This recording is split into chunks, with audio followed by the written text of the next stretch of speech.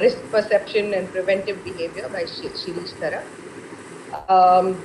So a short note on ISRC before I introduce the speaker and we begin. So let me just share my screen for now.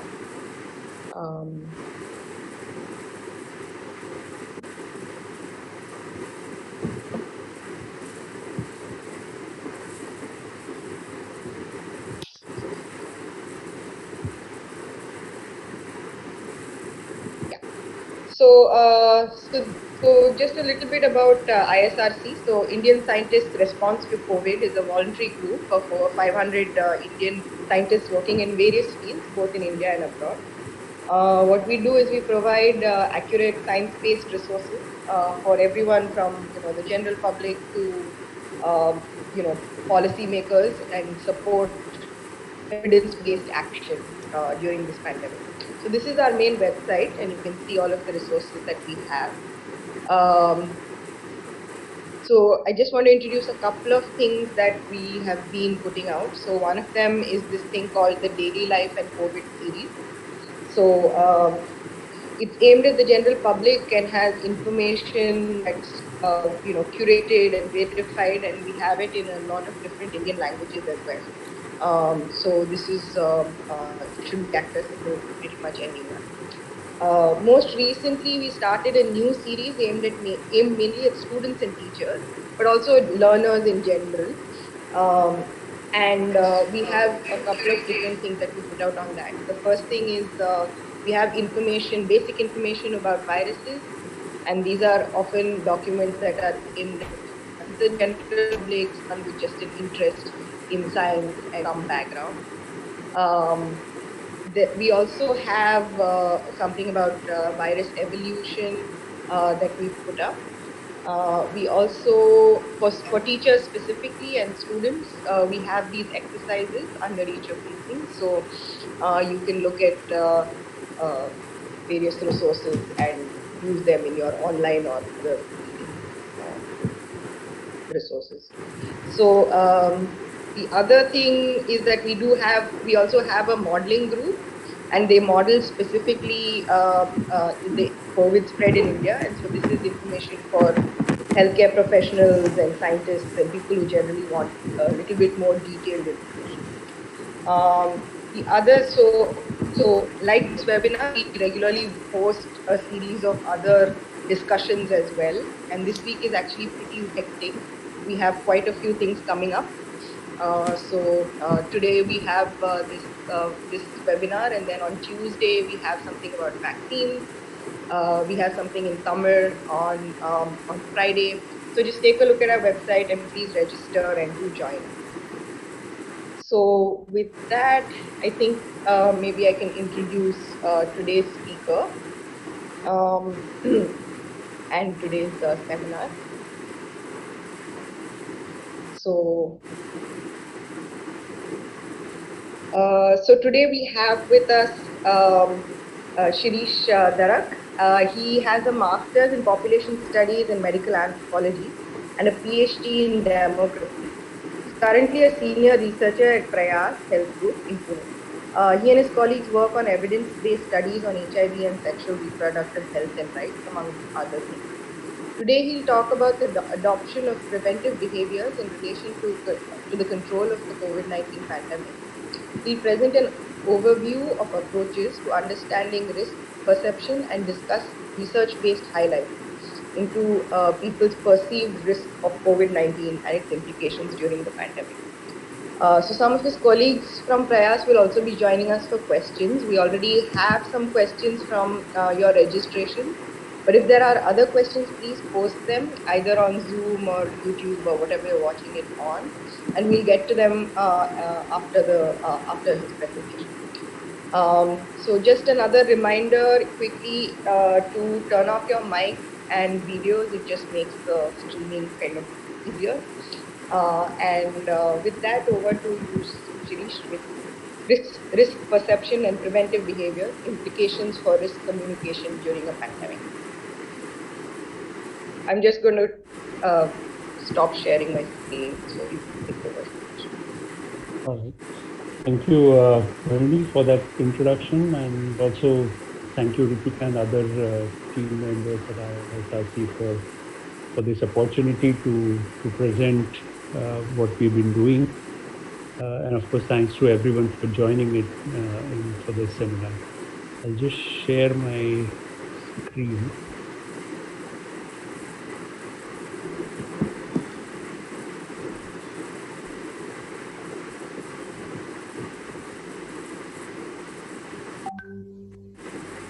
So I'll just ask the most frequently asked question: is my screen visible? Yes. Okay, great. All right. So, yeah, as you can see from the abstract, basically I'm going to talk about risk perception and preventive behavior, and the focus is more on what are the things that we can learn, we can derive from the research that has been done in past and the current research during COVID to inform certain things while we are still in the pandemic. So that's the idea. To just give you a brief about the context for this talk, at Prayas we recently did research, uh, basically a qualitative study to talk to people about their experiences, perceptions about risk, and also an online survey to understand their perceptions. And that later part of this presentation, I'm going to also share some of the insights from this research, and my other team members, other researchers from Prayas will be available for question answer session. Before you know, so overall, the first part of my talk would be on the conceptual understanding of how people perceive risk.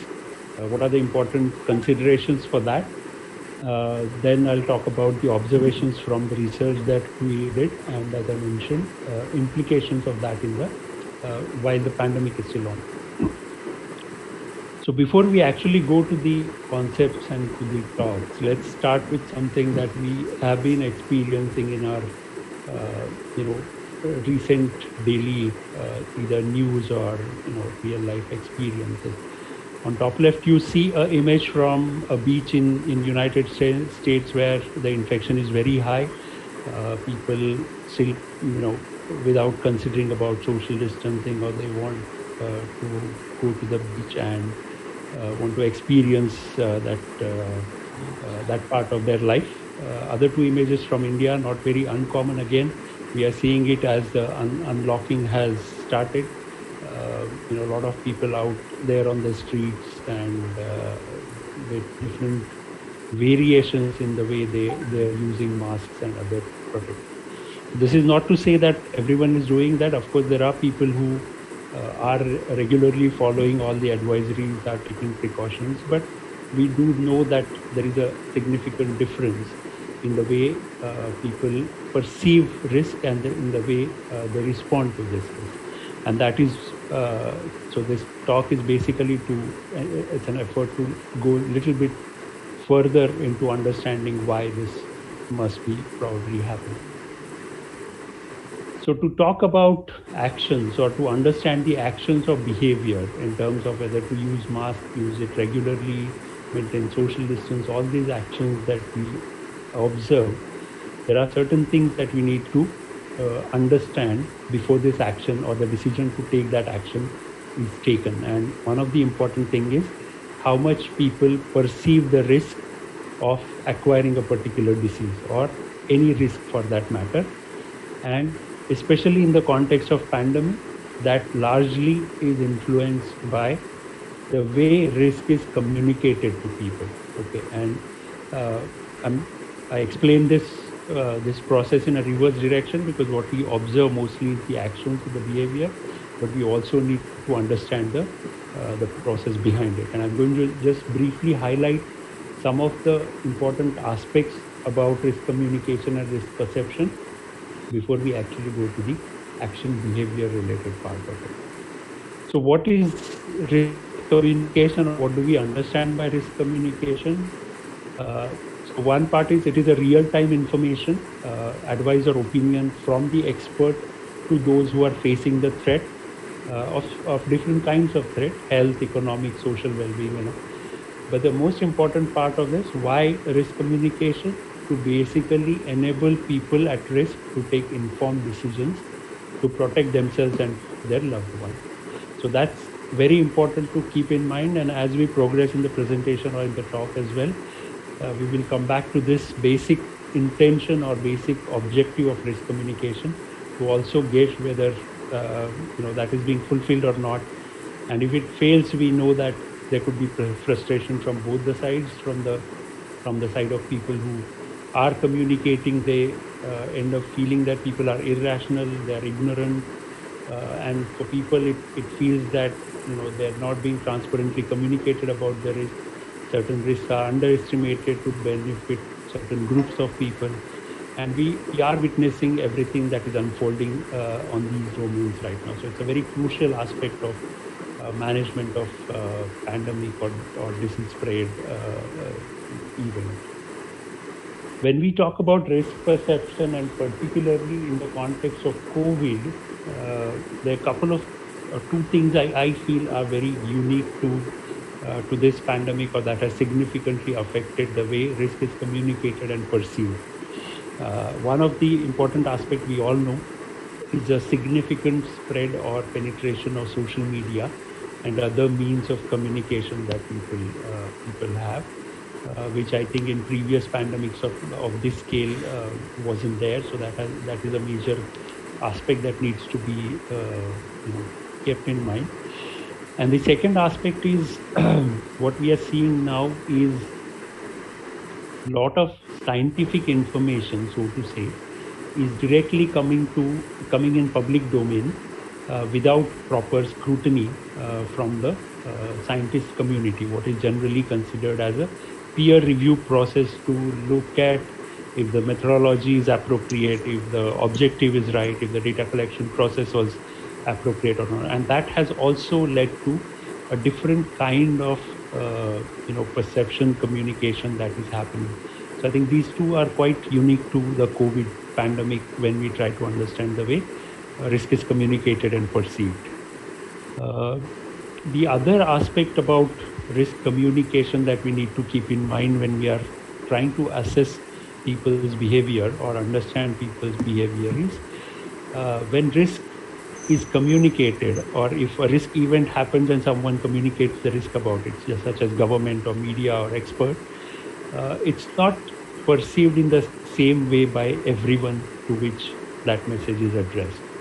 The risk information passes through different channels, which could be social groups, religious groups, people with different cultural backgrounds.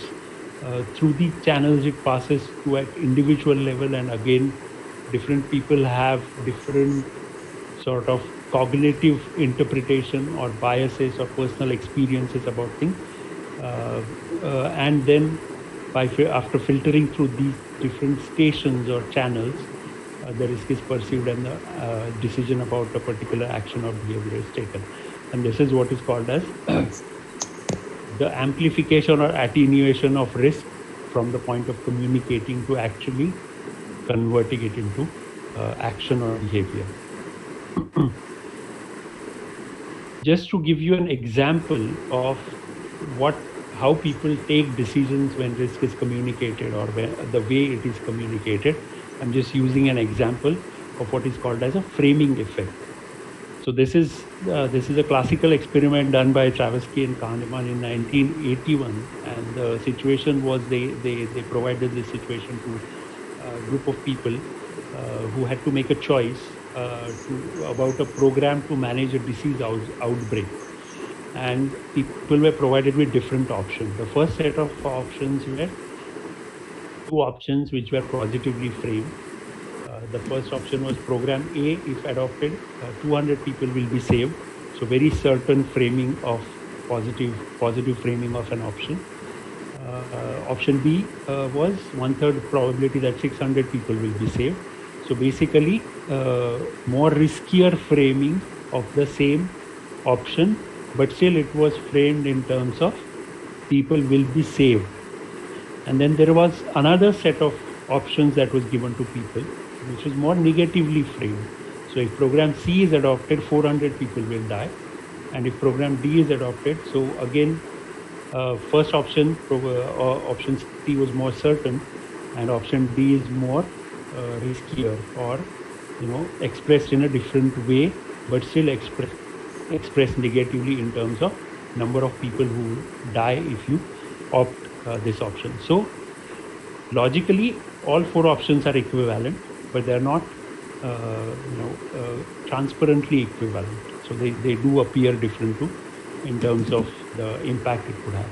And when when they compare the outcomes, it was observed that when you frame the option in a positive way, then people are generally risk aversive.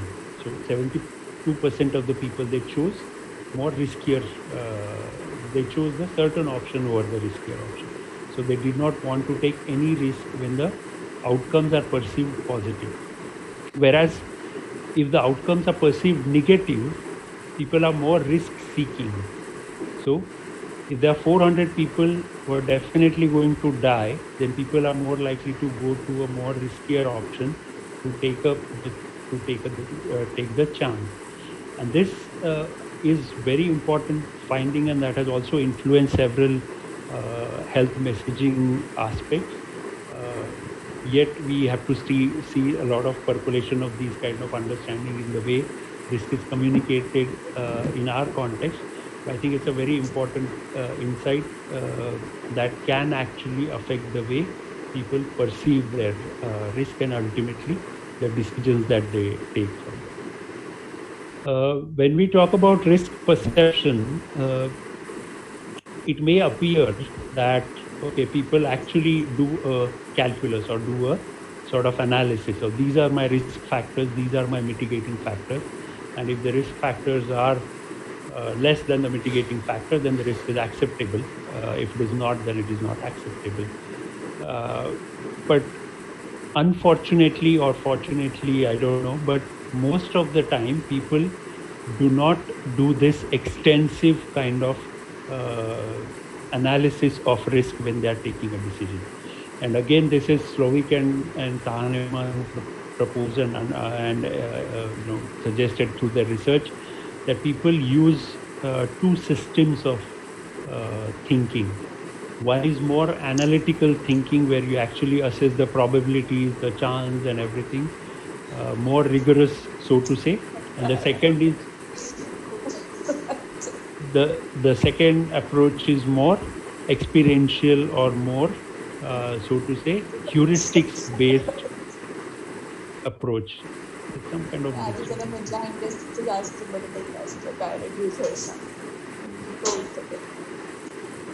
okay. Someone is talking and is not mute, so maybe. All right. So. So this again highlights the point that, and both these systems are important for us to make our decision. I mean, imagine in a daily life, if you have to go through a very rigorous analysis process of taking even a smaller decisions like buying a small product in the shop, it would be very tedious and problematic. So we do. So the point that I wanted to make first was about risk communication, how it gets amplified or attenuated through different stations. The second part about risk perception, that there are several inputs that are there for risk perception. It is quite likely that the way experts think about risk perception or probability is very different than the layperson understands it. So this is a sort of context in which we need to understand people's behavior and people's action. And with this, I would like to now go to the findings of to the research that we conducted, and to talk about some of these insights. The report is available on our website for detailed viewing. So as I mentioned, basically this was done towards mid-end May. We did was 34 interviews with people, in-depth interviews. Lockdown was still going on, so the interviews were telephonic, and we also had a online survey to ask about people's efficacy belief and risk perception and knowledge about safety. I'll just give you some highlights basically to support the conceptual description that I provided.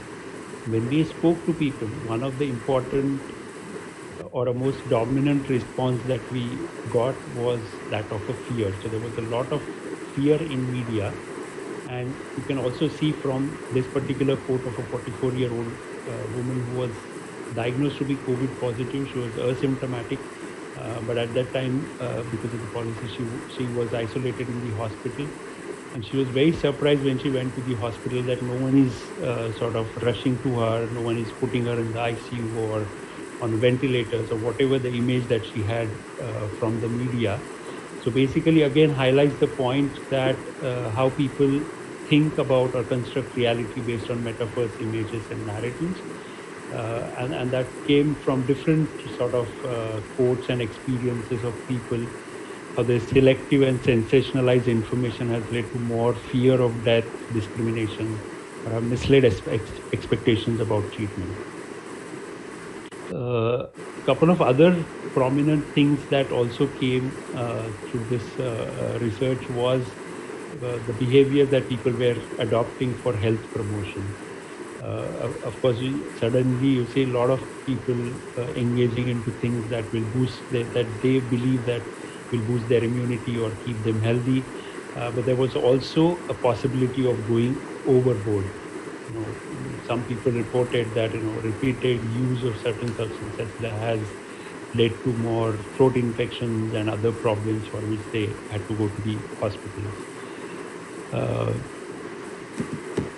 The third aspect, of course, was despite of sort of communication of what protective behaviors, what equipments to be used, that is never probably people always want to go for something more to make them feel more safer. Okay, so all these aspects are important when we understand why people take these actions and behaviors. When you look at the data about risk perception, when we ask people how likely they think that they will get COVID-19, it was quite surprising to see that almost 44% said that they're not likely to get it, and another 49% said that they don't know what is the risk in getting. So, and when another question, when we ask how severe would the disease be if you contract it, and again a lot of people didn't think that it would be severe, or they didn't know what would be the outcome. So what does that tell? Two things. One is generally what in literature is referred as an optimism bias. So people are more optimistic about their own risk. They generally feel that they will not contract it.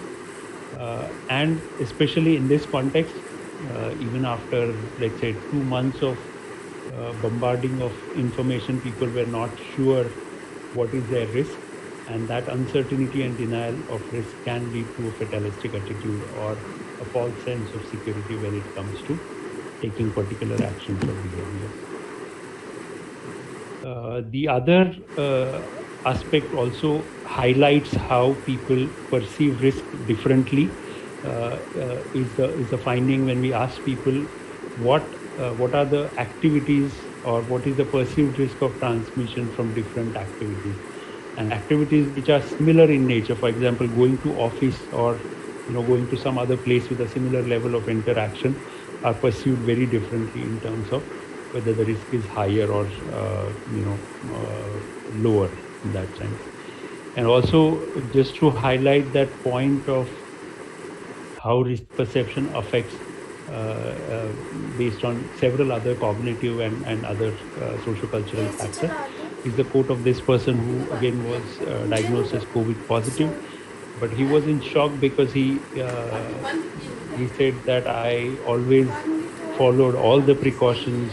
I was keeping 6 feet distance, I was using mask, but he said that okay, I was only going with my friends for half an hour, and in friends there was apparently, I knew them, so there was no reason for me to believe that it's a high risk thing. And we also see similar kind of interpretation from several other research. Even in the research in HIV, we see the people, the way they perceive risk. If the person is from a good family, apparently can speak English, is perceived less risky when it comes to HIV. So all these cognitive processes or interpretation biases can or significantly affects the way people perceive risk.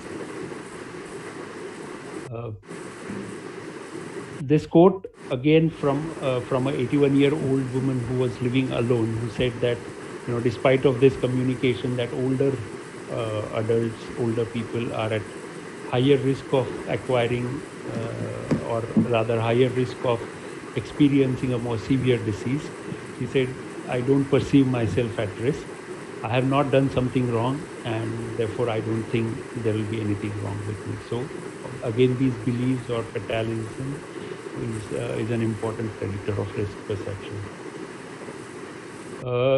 Just couple of other slides I want to talk about also the way people perceive quarantine and isolation facilities, because there was relatively very less communication about these facilities.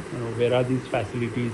What are the operational procedures in these facilities? So all people basically had or knew was that an ambulance comes or a police vehicle comes, and then people who are suspected are taken to the facility, and then they kept there for 14 days or whatever. So this lack of communication has also led to different kinds of perceptions about what a quarantine facility looks like. So when we ask people, most of the people who we interviewed had not been to the quarantine facilities, but they knew either through stories or through what was happening in their communities.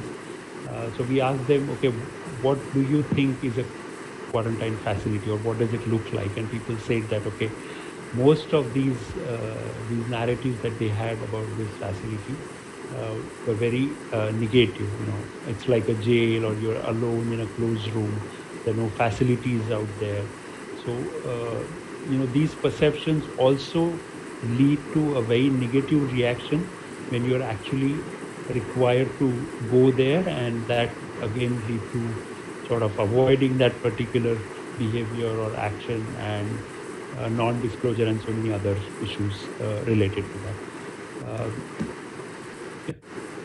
The third point that I want to highlight in this discussion is also about the point about self-efficacy, which is largely neglected in the communication process. And by self-efficacy, what I mean is basically an individual's belief in his or her capacity to execute a behavior.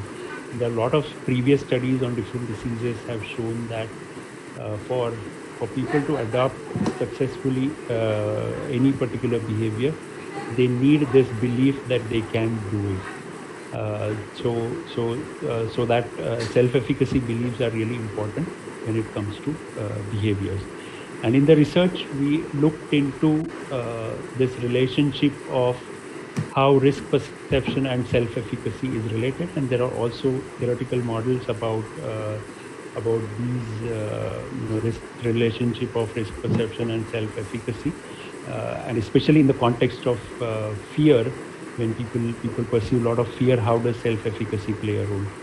So what is considered is when people perceive the risk very high, and also they have a high self-efficacy, or they believe that they can take appropriate action, that's probably the group of people who seek information, take appropriate action, and follow all the advice. Also a group where risk perception is not very high, but self-efficacy is high. Then also people are more motivated to seek information, not because of the perceived risks, but because of this motivation to keep themselves free from a disease. So in all this, or in both these groups, one can anticipate that people will seek more information, will take action. But the two groups described below, the one with avoidance and indifference. So avoidance is when you have very high perceived risk and very low perceived self-efficacy, or low belief that you can actually do something or take action. And that is what in our research also in a regression analysis shows that at least among the group in which we have done the survey, risk perception was significantly associated with lower self-efficacy, which means whatever risk communication we have done, either through news or through social media or whatever, have led to more fear and less of the belief that they can actually take action. And if this situation happens, then people are generally avoidant. So they will not seek more information or will try to avoid this action. They will just pause at a one particular time. And that we are seeing anecdotally in many other cases that people, even in our study, saying that we have stopped watching the news, we are stopped following the updates or whatever. So I think this is a very important aspect to understand, that when we create very high risk perception because of our communication, but we don't focus on efficacy, then that can lead to a very negative sort of outcome. And the third group, of course, is when people don't perceive that they are at risk or don't feel that they can do anything about, are also vulnerable in a different way because they are indifferent to the whole situation. The percentages that are given in the boxes are the percentages that that were reported from the survey. Right? So you see, which is a good thing, that majority are still responsive and proactive, but it's still significant group who goes into an avoidance and indifference kind of reaction. So I think I'm just going to sum up with that. A few important points I wanted to make through this referring to concepts from different discipline, as well as sharing the findings, is that whenever we see people not taking up particular preventive behavior or anything, there are failures at different different stations or different points. So it's easier to jump to a conclusion and label a person as sort of irresponsible or something, but we need to look at it not just as an individual choice or a reaction, but also as an entire sort of system that affects people's perception and behavior. And by keeping that in mind, based on this research, we have certain suggestions or implications that we can sort of derive that can be applicable during the process of this finding. The first thing, as I highlighted, risk perception, self-efficacy, and also trust comes out as a very important aspect when it comes to adopting preventive behavior. So if people don't trust in the source of information or what people are, or what generally the agencies and experts are communicating, then they are less likely to adopt preventive behaviors. So it's important to understand and address these issues. Second is to motivate people to adopt preventive behaviors. Messages should be framed in more positive way, which is to say that they should highlight what are the benefits of adopting a particular behavior. Just to explain this point, we can take this example of mask nahi to tokenge, a campaign that is built. And I think that's a negatively framed campaign, because then the point is not about what is the advantage for me to use mask. The point is that, okay, if someone is watching me, someone is going to either find me or outcast me socially, then that creates a different kind of pressure. It may work, but it may not. It cannot be sustainable, because you cannot police people all the time. So if the campaign is framed more positively, if people understand what are the benefits to them, then there's more likelihood that it would be a more sustained sort of campaign.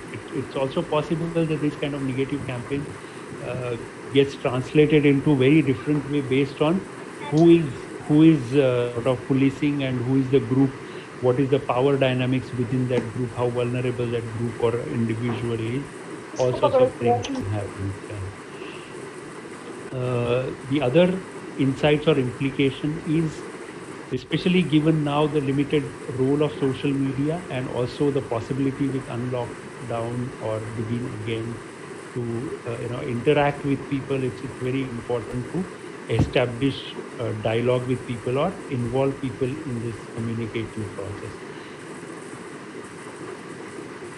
occur also. We know that we've already communicated enough about the risk and the prevention and modes of transmission. But what needs to happen is the dialogue that basically gives people that confidence and trust that they can take certain actions given their own situation and given their own constraints, so to say. So that for that it's very important that there is a community engagement or engagement people that happen.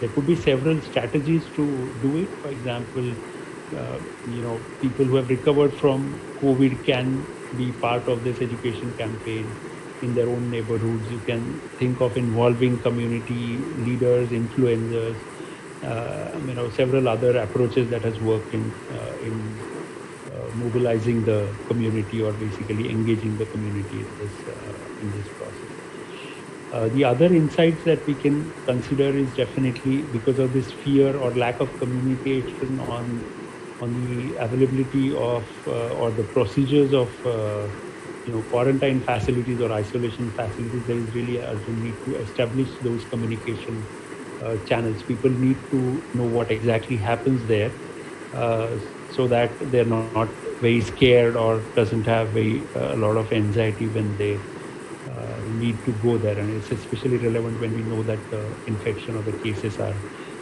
going up. And the last point, probably, or two points, I think the last but one I already highlighted, that the communication need to go beyond just transmission. It needs to include so many other threats and risks that people perceive. And there is also a need for psychosocial support. I mean, based on the interviews of people who had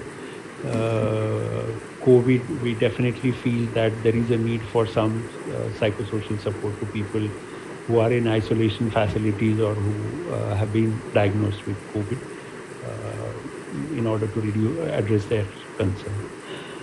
So I think that's all I have to share, and maybe then we can open the session for question and answer.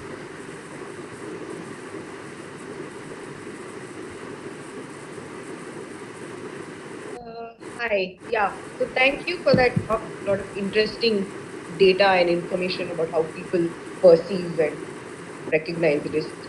So we have. So let me start with a couple of questions that actually came from the registration.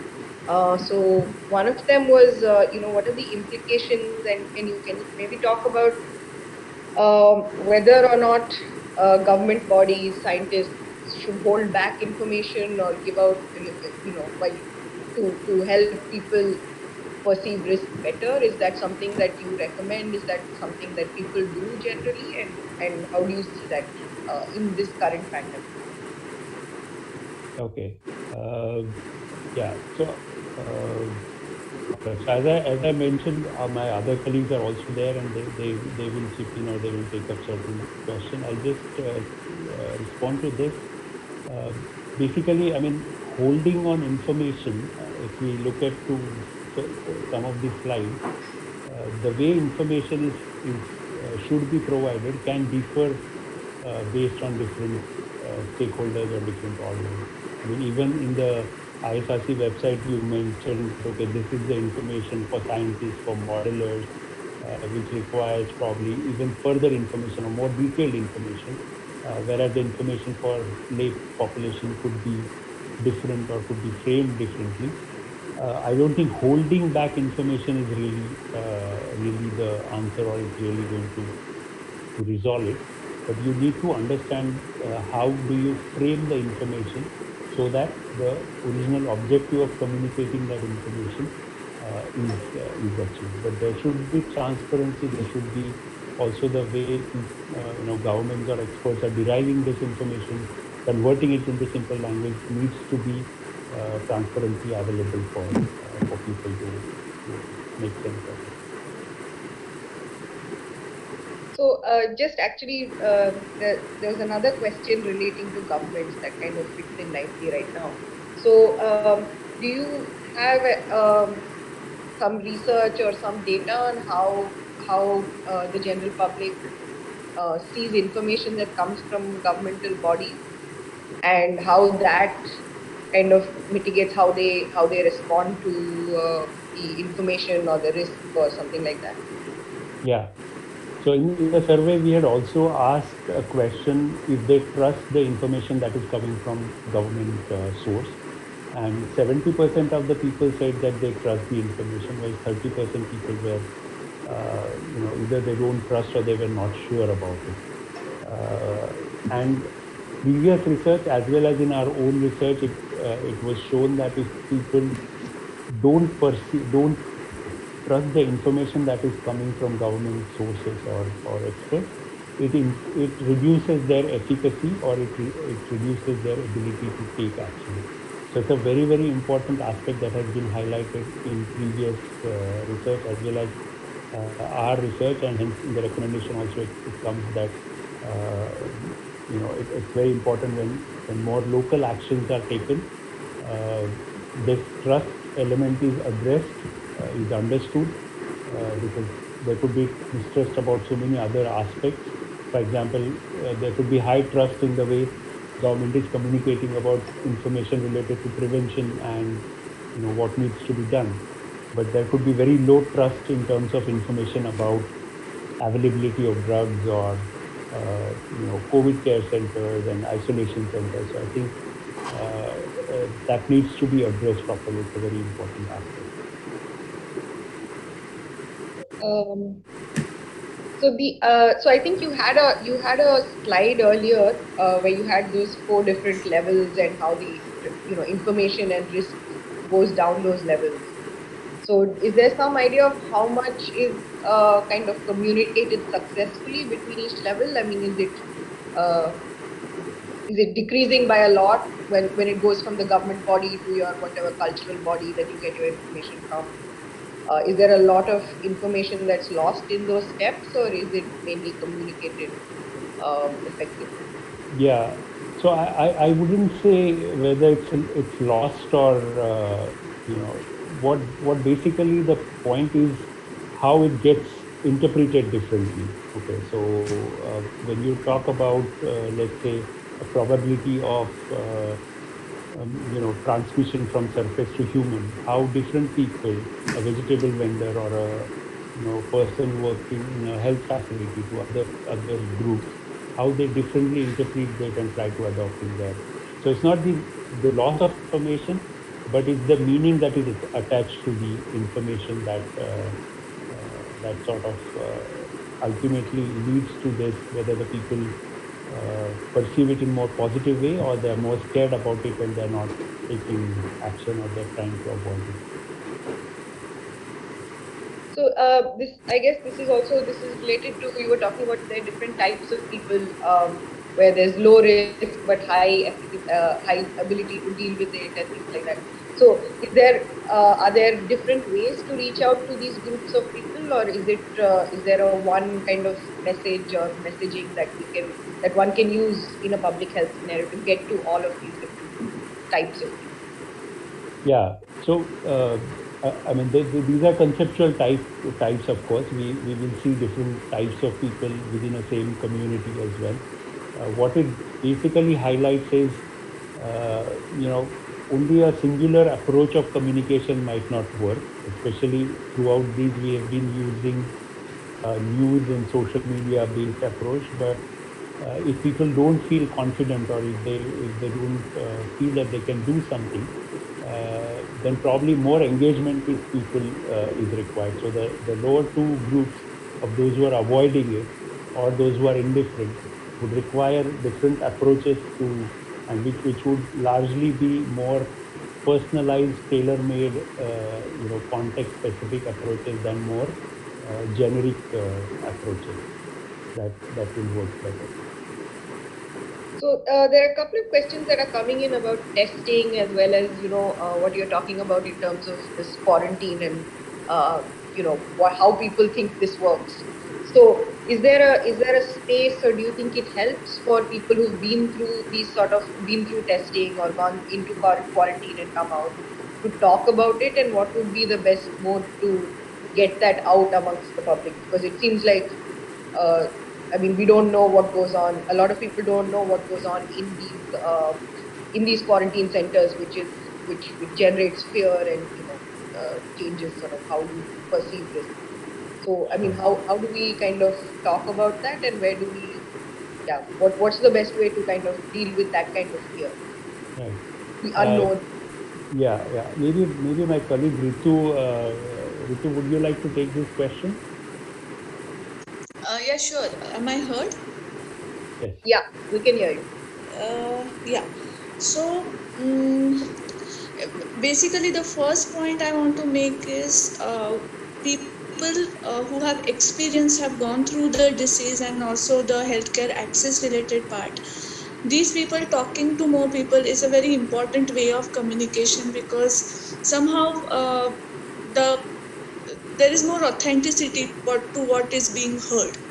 At the same time, there are different types of communications that might happen through these platforms in a sense. For example, stigma and discrimination is quite rampant in the community, uh, quite rampant, and we have seen it in past 2 or 3 months that there are many stories coming up about the various ways in people have been discriminated.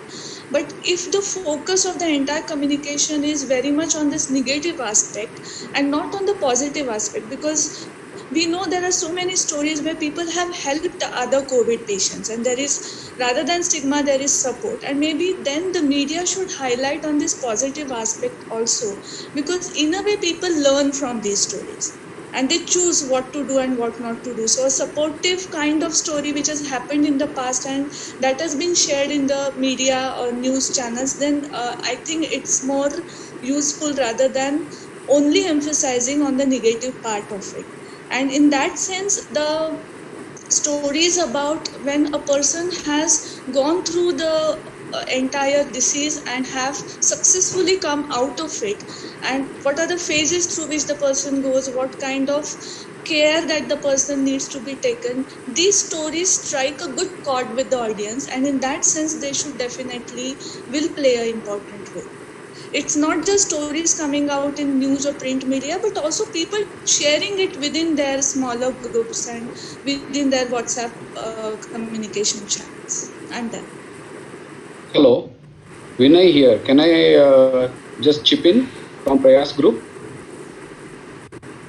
Sure, go ahead. Yeah. While my colleagues have been telling about this communication, we are just concentrating probably on just one aspect is how to communicate positively with the people. But health communication is not only that.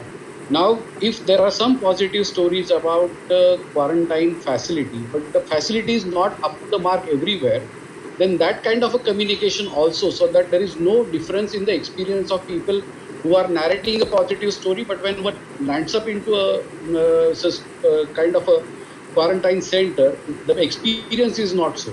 So all these experiences of good experiences also make a good health communication or risk communication with the authorities, that unless your systems and kind of facilities are up to the mark, there is not going to be a good positive communication, and a negative communication and negative experiences are likely to lead to more stigmatization and denial of access to care. So I think this is not just one way health communication, but it is both ways. Like the experiences also should feed into the systems to say and tell that how the systems need to be improved, and that doesn't take much of resources for the good experiences to be shared. Thank you, I'm done. Just a reminder that if you're speaking, it would be nice for you to turn on your video also so we can see. Okay. So the other question, and I guess this is I saved this question for towards the end of it because this discussion can go on for a while, which is how are platforms like ours, like ISRC, being perceived? Do you have any sense of this? And is there something we can do to reach out to more people, or some sort of, I mean, what something like what you're talking about in terms of the positive versus negative messaging and how that could help reach out to more people? Do people trust scientists, for example, more than their government or local bodies or politicians? So does that in itself come with some amount of uh, information when it comes from a scientist? So Yeah. Yeah, I'll just share my view, and maybe my other colleagues can chip in as well, because it's really I think it's a very important question, so to say.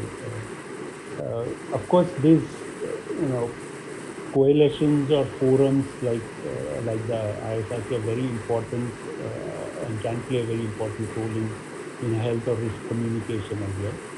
Uh, Two things I feel are important here. One is, as a scientist, not just directly trying to communicate to the community, or the end users of the information, but also basically, trying to build evidence on what are the better communication strategies, what are the effective communication platforms, mediums, what does the evidence say, and I think that could be a very good contribution, and very good role that a scientist community or researchers community can play. I also want to quote a very sort of negative, for the lack of better word, I'm using negative way of scientists communicating directly the findings to people. You might have come across the paper on modeling based paper on sex workers, and how if brothels are closed for a long period of time or indefinitely, then how much is the reduction in COVID transmission that will happen in India. So many assumptions could be challenged. The data on which the model was based could be challenged. So one of the roles that scientists can play is also, uh, this role of peer reviewing. When we know that uh, the the process of peer reviewing in journals and other places can take a lot of time, because it's very unlikely in the today's world that there will be one singular form of information. There are going to be differences. There are going to be differences methodologically and perspective wise also, which we know that, the way economists look at things, the way clinicians look at things.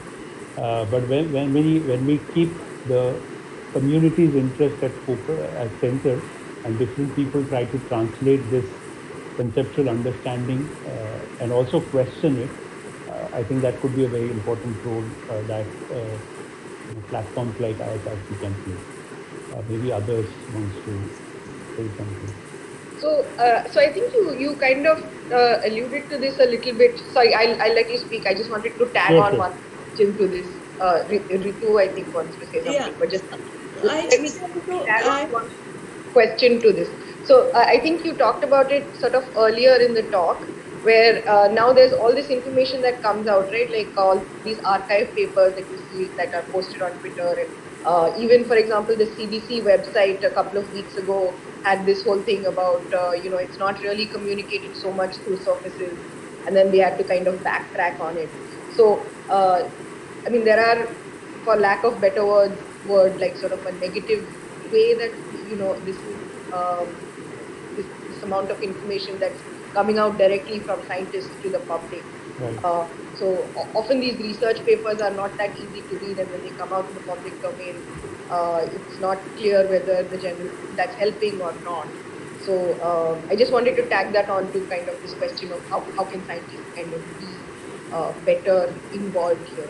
So Yeah. I'll let you two kind of talk and say. Thank you for raising that question, because actually I was going to highlight again the same point.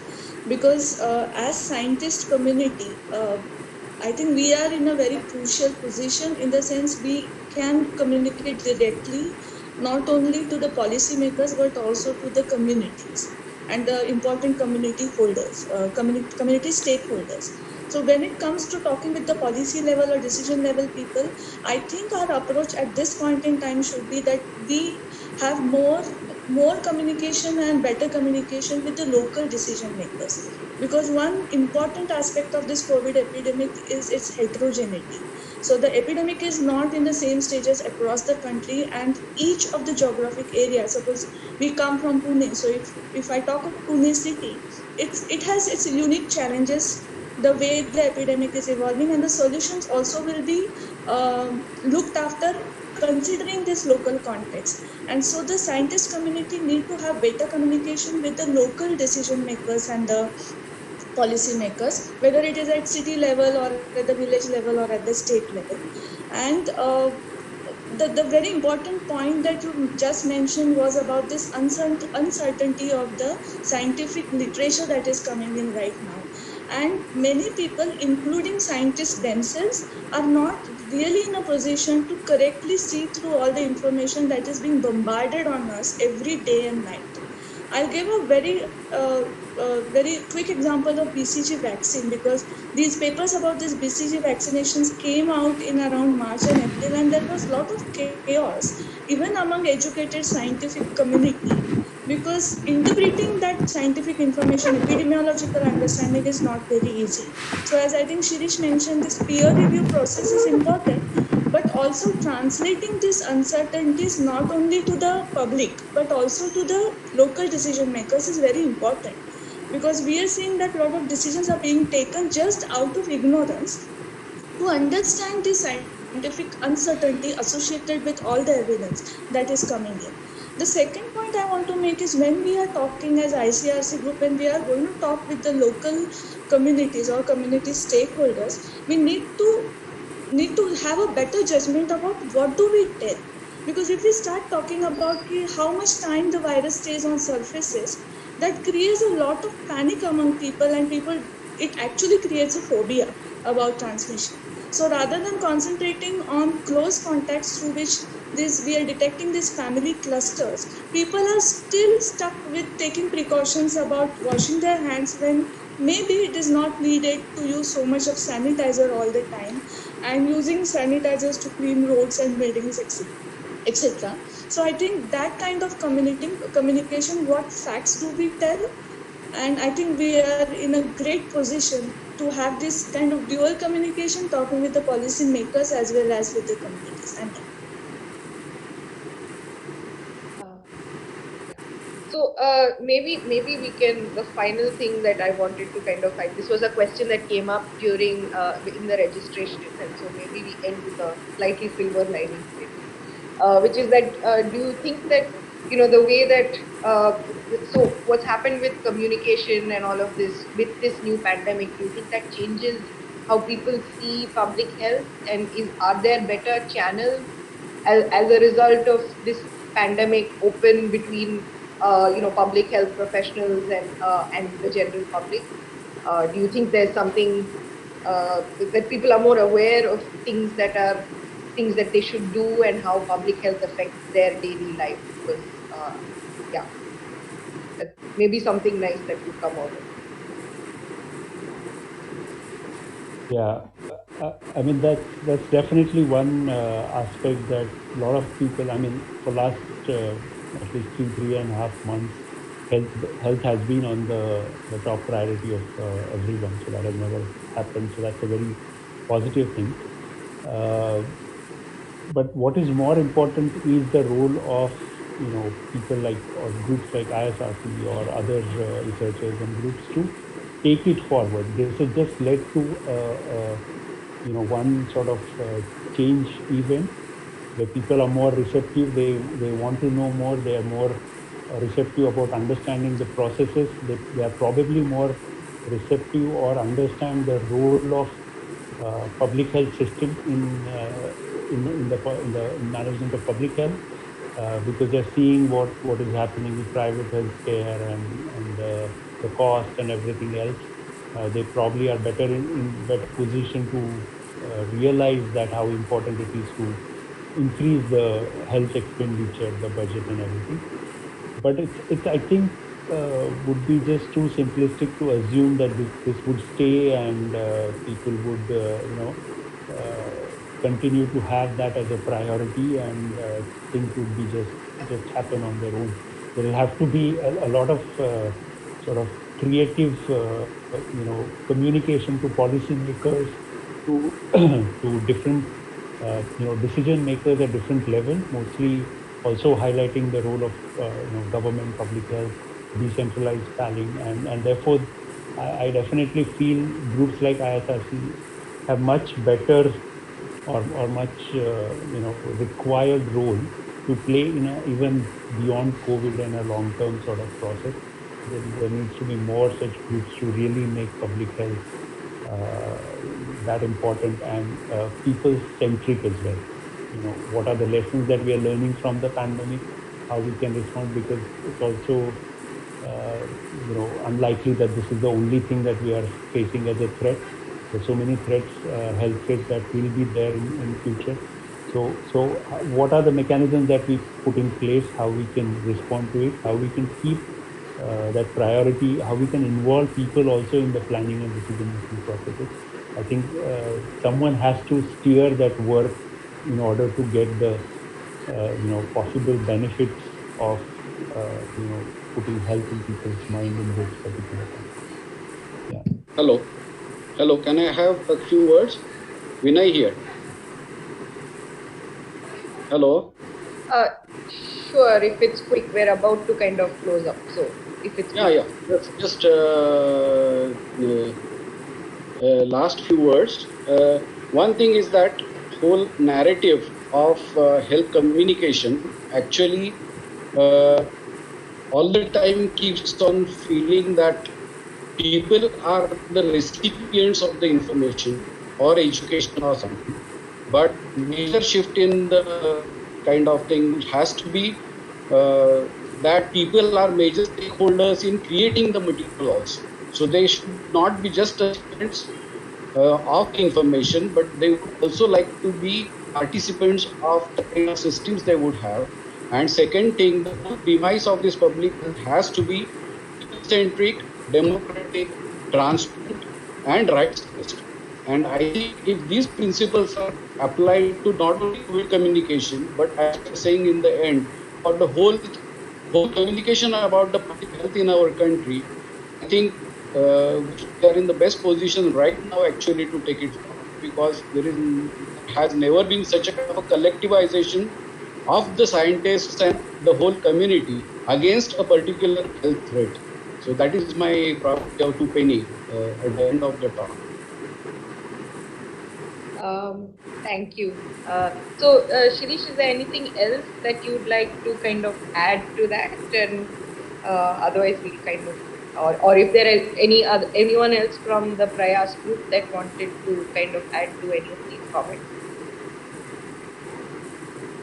No addition from my side. Okay. All right. So so thank you, Shirish, for that, and all your colleagues for pitching in as well. So let's hope that silver lining and that public health kind of goes forward a little bit. Something comes out of it. So before we go, I just wanted to also remind. I'm just going to share my screen again and remind people about things that are happening with ISRC this week. So like I mentioned, there are quite a few things coming up this week with ISRC. The next one is about vaccine and this whole thing with ICMR and speeding up the vaccine trial. So please do join us for that. And again, we'll be taking questions. There's if you go to our main website, there'll be a link to it, and you can sign up and send us your questions as well. The other thing that we are doing in the spirit of sort of what Shirish has been talking about is that we're trying to do a survey in terms of what people do know about COVID, and we have this survey that's put out in English and in Tamil. So if you guys can go, and it takes about just a couple of minutes, so if you can go and put this out, fill these out, it will help us kind of decide what kind of information we need to put out and things like that. More languages will be coming soon. There is a Tamil question and answer on Friday, so you can sign up for that as well.